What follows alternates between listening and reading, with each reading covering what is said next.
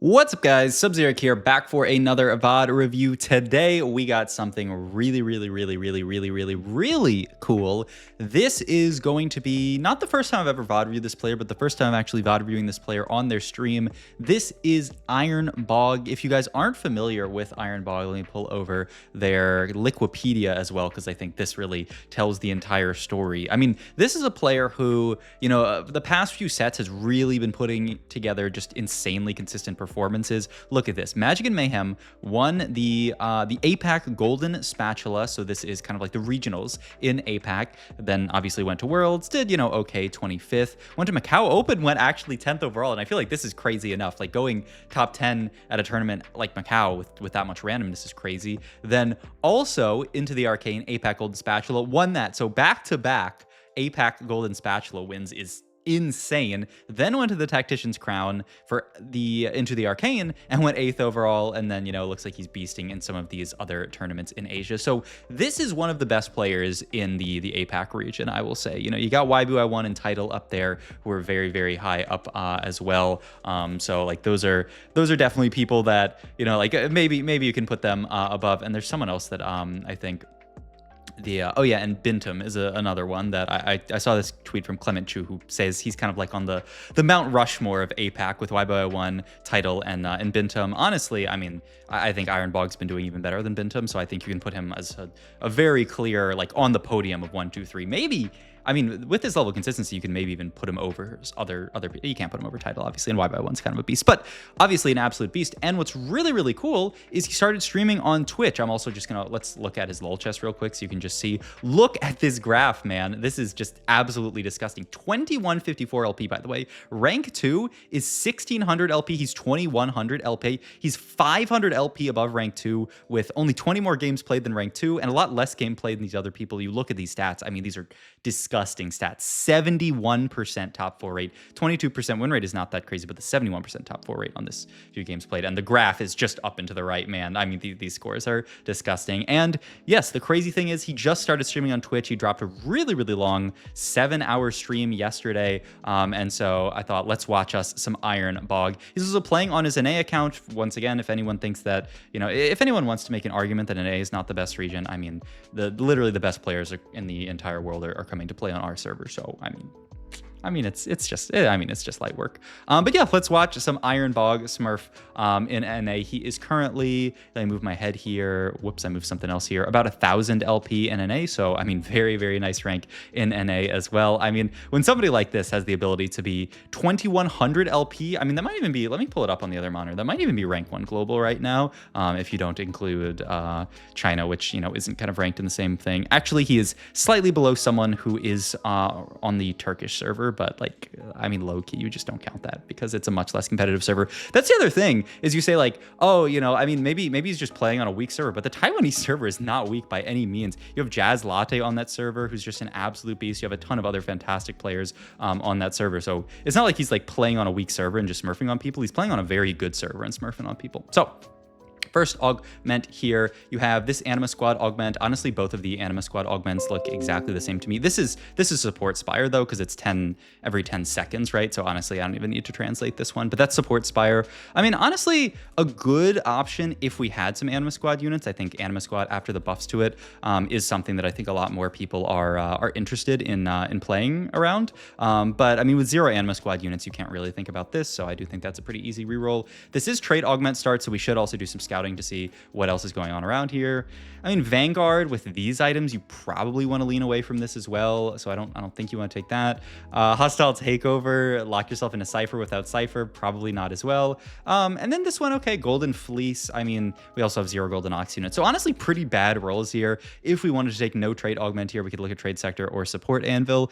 Support Anvil, it's fine. Usually early game, you don't love Support Anvil just because, you know, if you take something like a Locket, you don't have 5 units to get buffed with Locket. If you take something like a Unstable or the Gem, the needlessly big Gem. Wait, am I combining item names anywhere? The Gem. Usually if you take the Gem, by the time you get to the point in the fight where Gem is really doing its work, the fight is kind of over already. Then maybe if you have really good frontline, you take it. But honestly, like a lot of stuff like Chalice, like Locket, like Zeke's, you don't have the maximum amount of units to actually get value out of that. And if you want to get Locket, even at level 5, if you want to get locket value on 5 units, you have to like backline everybody or frontline everybody. It gets quite awkward. So I tend to not like this that much as first augment. Trade sector as well is like, I mean, it's fine, maybe. It's just like generically okay, but still not great here. So it's really, do we want to, you know, get potential high roll out of this and maybe get something that's solid early? You know, there are a decent number of them that are just like generically solid, that, you know, don't really care about early game or late game? Or do you want to go for, we roll trade sector? We do hit hustler, which is one that I love. I do love a hustler. Just, I think it's a fun augment to play around. So we'll see what Iron Bog. And yeah, he actually does value the support anvil here, saying, you know what? Yeah, there's a lot of random garbage, but I mean, honestly, the options that we hit, Moonstone is totally fine early. The fire is totally fine early. Grab yourself some heal cut here. The treasure chest, actually, I wanted to pull this up. If we go to item stats, courtesy of op.gg, and go over to support and sort by average placement. The stats actually on unstable treasure chests are a lot better these days. Historically, this has been a pretty bad support item. Historically, this is like way down here with this other stuff like Spite that's getting like removed from the game. But I think the reasoning why is unstable treasure chest so good these days, it's really just, if you click into it, it's this interaction with Zach here. 3.3 average placement if you can get an unstable treasure chest onto a Zach. And obviously, if you're getting to the point where you have Zach on your board, you know, there's a little bit of bias of 5 cost in general. Like what is Zach himself as a unit average? Probably something pretty good. We can actually go to units and pull that up, go to champions here. I'm actually kind of curious here. Zach on his lonesome averages a 3.95. So still it's, I mean, a huge benefit putting this onto Zach. But I mean, yeah, Zach in general has a very good AVP, but I mean, the stats say we should take the unstable treasure chest here, and we'll see. Yep, Iron Bog agrees and says, yeah, I mean, this one is kind of broken, so we'll play for it. Gonna start off here. Wow, I'm actually a little surprised that we go for this level here, but maybe he's thinking just the power level of the treasure chest will carry us. Because I mean, yeah, we have 0 upgrades in this spot here. We do get to play, I mean, 2 Vanguard, 2 Marksmen, so I mean that's like something, I guess. But I mean, yeah, I'm honestly a little surprised that we go for this level here, and we do actually get really rewarded for it. We pick up a Kindred too, so now we have that we can play around and just have an early game. The only other kind of, to me, dubious thing about this level is that we have 0 slams in this spot, right? I mean, if we want to play towards Vanguard Marksman, unless, wow, oh my god, okay, I guess we do have a slam. It's called JG here. Wow. I mean, this just goes to show what a beast this player is, Iron Bog. He's actually gonna kind of try to force this into a win streak and say, yeah, I mean, I'm gonna make JG. The weird thing, oh my god, and we continue to get rewarded here. We pick up Jin 2. Now we're starting to actually like have a really nice early board here. But yeah, I mean, the thing I will say is that like, I mean, JG is kind of a funny slam in that like it doesn't. Oh my god, wow, this is I mean. This is some aggressive play here from Iron Bog. Maybe this is why his top 4 rate is so good, because he's just absolutely smurfing on people in the early game, because he's going to double level here. Just play the Shaco too as well. Could have played the rapid fire there with the Draven and said, I'd rather play just a 2-star Shaco on this board, just the power of 2-star units early. I'm kind of really surprised as well, but I think he's also saying, you know what, this Shaco is going to get an item off unstable treasure chest and be really strong. So yeah, play for that. And yeah, I mean, this is really just aggressive. This almost reminds me of some of these like really, really hard win streak players in NA, like Setsuko, just saying, you know what, I'm just going to say F it and you know, play my strongest board, level up, and just try to be as strong as possible here. We do, I guess, get another, I mean, you could even just play double like Skarner on this board here, because you do run into this scenario here where if you lose this fight, I mean, you're gonna have to sell the Jax, which is like, you know, not the end of the world. But I mean, yeah, I think it's just him saying, you know what, I have this treasure chest. I mean, when this thing dies, that is 4 items that are going onto my units. That is so much power in the early game that I can actually just abuse this unstable treasure chest to win streak. Though, will it end here? Oh my god, it actually does. And yeah, we do have to sell the Jax here. So lose to Groxy here on a level 5. Groxy wasn't 5 Animo, was he? No, he was just, I mean, honestly, a respectable board from Groxy, but nothing too crazy. I mean, we just have the Seraphine 2 that has to actually have an LW onto it. We have the upgraded Silas here, and then we have Bastion and Vanguard in. So, I mean, a decent early game here. The big swing here is that Groxy got to double slam here. He got to make LW and Warmogs, whereas Iron Bog here, he's sitting on these Archangels components and, you know, didn't really want to slam an Archangels onto to Kindred. Ooh, I love this. I love this. So immediately kind of switching what we're going to play in our early game. We had the JG slammed, but I mean, obviously JG Kindred is not amazing. And so the second we pick up Elise, this Elise unit, I mean, if you guys haven't heard my thoughts on Elise enough by now, I don't know what to tell you. This Elise unit is just beyond broken. You always play around this unit in the early game if you can. She just will absolutely smurf. Elise 1 will just carry you. I mean, if we had hit Elise 1 last round, we would be on a 5 streak here easily. And we already have the Jhin 2 for Dynamo that we can play, which is the other really important thing to get when you have Elise here. Now we pick up a Xayah who's going to fit onto this board here. All right, we're kind of cooking here. Elise plus Xayah. There's not really an Elise Xayah comp that exists out there. There's not even really like, you know, play Elise into there's no like MF Xayah comp usually, though. I mean, theoretically you can make the link there with Jhin, but yeah, I mean, you know, technically there's no kind of like quote unquote standard board that you play with that setup, but we'll see. We end up selling here so that we can get Alistar in, who's just a better unit than Vi, and now we get to play some more Divinicore units on our board. We'd love to find a Morgana here, which I think would just go in over the Xayah, even though like it's not that much. I mean, you know, Morgana is going to do less work on an individual basis than Xayah. I mean, you just get the power of Divinicore on your board. It's so good.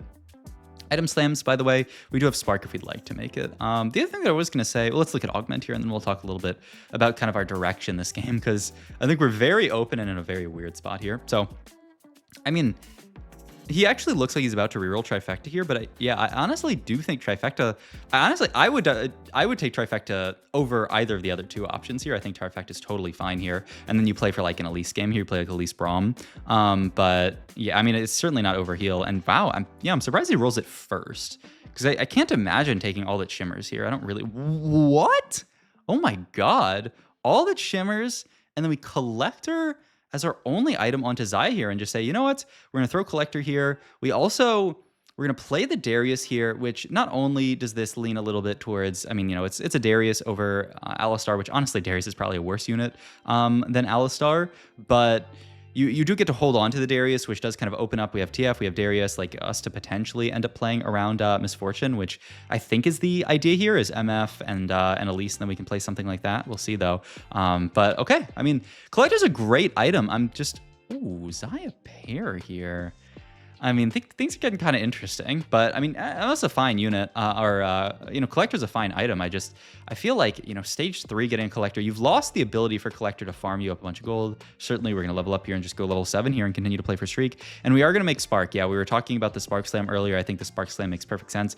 Obviously, don't throw it onto the Darius, or else he's just going to die and lose your Spark here, but we can throw it onto Gragas here. He's usually going to get some the treasure chest value, though actually he doesn't get a treasure chest item here. Everyone else gets items because treasure chest goes to, it's like your highest percent HP units, and so Gragas, if he takes some aggro, is not actually going to get there, which is kind of hilarious. But okay, we're on our way to, yeah, what I still think is some kind of, I mean, it almost looks to me just like a straight up Elise like Dynamo flex, probably more like Fast 9 variation. I mean, I'd love to pick up Braum for Braum here, just to have Braum now, so that, you know, the second we pick up a Misfortune, we can play around it. Elise 2 Nashville is also fantastic here. And yeah, we can actually just sell off this stuff, make 40, and we're in a really good spot, even though obviously we leveled really aggressively this game, but between win streaking and Collectors, we've gotten a lot of our gold back, so we're actually in a totally fine spot economically. Looking at the Adaptocone Slam here, and yeah, we do make it, just saying we're on such a streak here. It's a mana item. I know Elise, you know, she doesn't, definitely like you would prefer a blue buff onto her compared to any other mana item, just because she's only 50 mana and she's getting a lot of mana from Dynamo usually. But I mean, hey, a slam like that might have actually swung the fight there. Also, there's Sejuani.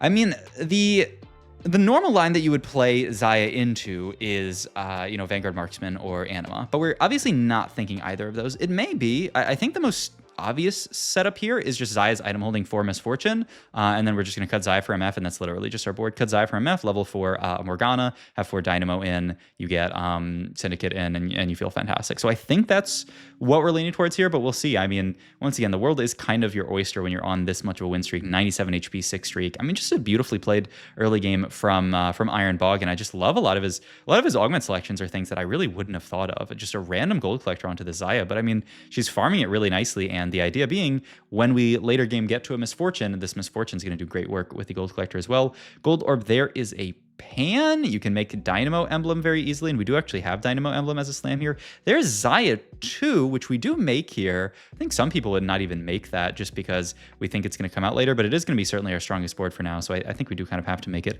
Hold the extra Elises, not holding the extra Zeres here. Also holding on to the Silas, saying, you know, maybe there's a world where I do play around this. And Dynamo emblem, yeah, going to get made and going to go onto the Zaya here. We also do have a Gunblade that we could make. Well, but you don't actually really want to make Gunblade here. This is kind of the idea. Last time we saw somebody play around, you know, something like this. I don't think it was the last VOD we did was an unstable treasure chest game, but it was a similar game where somebody had an augment that was giving a lot of their, maybe it was treasure chest. They were getting all these extra items. And the way to maximize this treasure chest, especially once we get late game and we can play around Zach, is just 2 item everybody so that, you know, your treasure chest is getting you to 3rd item here, 3rd item here, and feel good about it.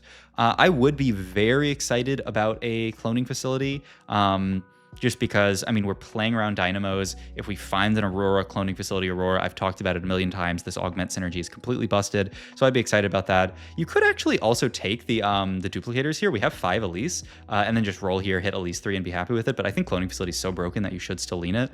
But we'll see. I think either are reasonable options.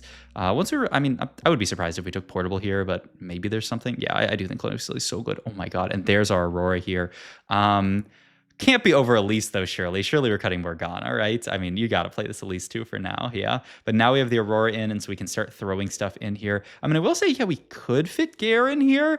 This is where the game is getting a little bit like, what are we actually playing here? Because we want to, I mean, we're certainly fitting Aurora. Garen, a bit weird to fit, but I mean, a 4-2 Garen, you got to play that. So we're gonna have to be a little creative, I think, on this board. We are gonna lose there to, who is that? That was a Mole Diver there. That's Chengo. Yeah, we lose that fight there. And that is also kind of the cue for Iron Bog here to say, you know what, I need to actually roll a bit and spike my board. Yeah, looking like maybe we actually will cut this Garen. Okay, no, we're gonna still play it and then move this here, just saying we want to play for max cap, but it's kind of hilarious. It's just like really trying to figure out how to fit the Garen, because you can't fit everything. We'd really like to find Misfortune, but even like the second you find MF, you have to start cutting stuff. I mean, this is a very weird spot to me. 72 HP, we could look at going 9, but we also don't have the biggest of front lines. I mean, we have the Braum at this point, but we don't even have Syndicate in for him, and we've kind of sold off the ability for us to get to Syndicate. So yeah, I'll be real, I'm kind of lost as far as what board we're playing. I mean, you'd love tank item here. There's not that much as far as tank item, and we're just gonna tier here. I guess we're Shojin onto Aurora here, get an item onto her. We do get our first emblem, which, I mean, I'm partial to getting just a Dynamo emblem. We don't really have anyone for it to go on to. Yeah, Marksman emblem is... Wait, Marksman emblem, huh? And we're also going to make, wow, Archangel's here. So we are going to 3-item the Elise, and then Marksman emblem's going to go, oh, on nobody for now, because it's going to go on Misfortune later. Must be the idea, right? Ah, so we're going to hold on to this this mod here. So take Marksman. We're going to play Marksman the entire game at this point because we already have the Zaya too, so we want to play around that. And then, dude, I mean, it just goes to show. I mean, this spot, I am so dizzy here. We pick up the Leona here, who actually fits in for Anima Squad, which is hilarious, with the Aurora and its Vanguard onto this board. So yeah, we do sadly end up losing the... Oh, wow. Oh, okay. So this is the idea, is we're going to get back to 4 Dynamo via this way. We're going to still play the Morgana, and we're just going to say, you know what, this board, I mean, honestly, I don't know if this board is stronger. I feel like it might be slightly weaker to cut the Elise, but this is going to allow us to start pivoting our board into what we want to play. I still don't... I mean, how are we going to play the MF? I mean, I guess we would just cut Morg. I mean, losing the Divinicore feels bad here, but... I mean, your guess is as good as mine where this game is going, honestly. I mean, it must be cut MF for Morg, but then, or MF over Morg, but then we're still not actually playing Syndicate. I mean, I guess we could get the Darius back in, and he's holding on to it, so maybe that is the dream here. All right, I mean, let's roll down here. There's a Viego that we could potentially play around. There's MF, so we're going to play MF. Who did we cut the Morg? Yep, and now we're going to get Zach in. We did find Zach. Remember, Zach is Gigabyss in this comp because it gives the unstable... treasure chest to multiple units. We are going to Marksman onto the MF, going to finish GS onto her, and then you'll see the second Zac dies, everybody gets items, and then the clones die as well. We are actually going to lose this fight. So what did we cut Bruiser, right? We cut the Gragas here, just saying we're not actually going to be able to fit everything, so that's the idea. We cut Morgana and we cut Gragas, and we're getting pretty far out of Divinicore. We're going to grab Vanguard here for... I'm not actually... What is that? Oh my god, that's a lot of blobs. It is kind of funny. Remember when we talked about this comp last, there is this kind of idea that sometimes you actually just don't buy not the Gragas blobs, but the Zac blobs here, and you just say, you know what? I don't actually care that much about getting blobs on a Zac because I want him to die quickly. We're actually still buying blobs here, and I'm not sure if that's a conscious decision or if it's just we're running out of time. Like maybe we'll see if later in the game Iron Bog starts cutting the Zac while rolling to try to pick up other stuff. We do pick up a God of the Net too, which, I mean, you can't feel too bad about. Also, we do now have a 2-star Urgot. If we want it, we'd have to sell Darius, but I mean, that's totally fine. So I think that makes sense. Also, I think I have a sneeze coming. All right, come and gone here. And we also have MF and Chop, so we do kind of have to lock regardless. But all right, we will see. Can the Zac and the blobs provide enough items for us to beat this really strong, actually, Divinicore board here with the Divinicore Zed? I mean, the only kind of scary thing about our board right now is, I would say, is that we're kind of lacking in the single target. We need Aurora, too, to really feel good, and an MF, too, to really feel good about our single target, though. We do pick up some stuff there as far as just unit kills. I mean, we could start looking at a random Garen item, like a Hodge or something like that, just so that he can get items. We don't get it, so we're going to take Shojin here. I mean, the thing is, yeah, I mean, Shojin's MF item, that feels pretty good. We are this far into the game. Like, you don't necessarily feel bad about putting items on anybody once you've gotten to Zac, because you're just going to get infinite items on everybody here. Like, it is just how it's going to go. We also, wow, we reforged the Shojin with the idea that we really need a tank item, and we actually get really rewarded. We get a redemption here that we throw into Braum, and the idea is we want to get as many tank items as possible here, just because we're kind of, especially once we find our Aurora 2 and our MF2, we're good on the damage. We really just need to get some extra frontline here, though honestly we could get some extra frontline via just pulling in better stuff here. Have Koboko and Shop, who I feel like really we want to pull in, but you'd have to lock it once again. It's actually kind of awkward here. And also, so yeah, some items going to move over to MF here.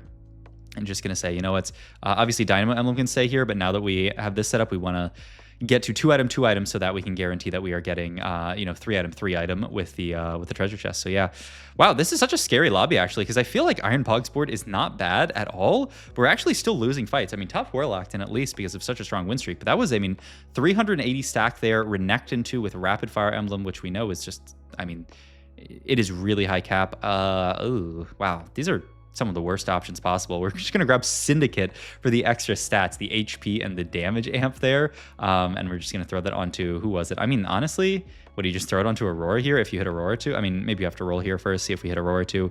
We really would love an Aurora 2 here. We've been rolling with just Aurora paired for a long time. We do find Zac 2 here. Yeah, and we roll over it. I think this makes perfect sense to roll over the Zac pair here, just to say, you know what, I don't want to hit Zac 2 because hitting Zac 2 is actually gonna give me quite good odds of messing everything up. We do finish our last couple of items now, and also our MF gets Zedded here. Oh my god, we might lose this fight, but can Xayah clutch it out? Xayah plus Aurora here. The Renekton's doing a lot of work. I don't know if we can. We are going to lose this fight. Roxy loses as well. Can we lock in a top 3? A top 3 from Iron Bog here. I mean, I would say, this game was unbelievably difficult to play. I don't think I've ever seen this board be played before, where you're fitting in the Syndicate, you're also fitting an Anima Squad with the Leona, you're fitting Zac in, and the Garen in, and I mean, like, the Xayah fits in as well. I mean, it's a really pretty board that we've put together in just a very kind of insane lobby. This guy, I mean, this Zed is huge with, is this 6 Slayer even? 1, 2, 3, 4, 5, 6 with Emblem here. Yeah, so it is. So, I mean, horrifically strong board here from Rot Dog there, and then Chandler, I think, was the rapid fire player. So, I mean,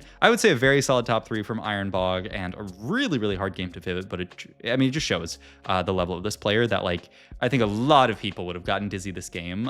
Very dizzy. So, hope you guys enjoyed this video. If you did, please like, comment, and subscribe. I will have Iron Bog's Twitch link down below if you guys want to watch him stream, because I do think he is one of APAC's best players. Like I said, probably like number 3 on the podium of APAC, but I mean, it's honestly getting close between him and YBY1, so fantastic player to watch if you want to learn. And he's playing on NA, the best server. So thanks as always for watching, and I'll see you guys in the next video. Good, and also check out my other links down below. My Twitch, my Metafy. Okay, goodbye. Bye.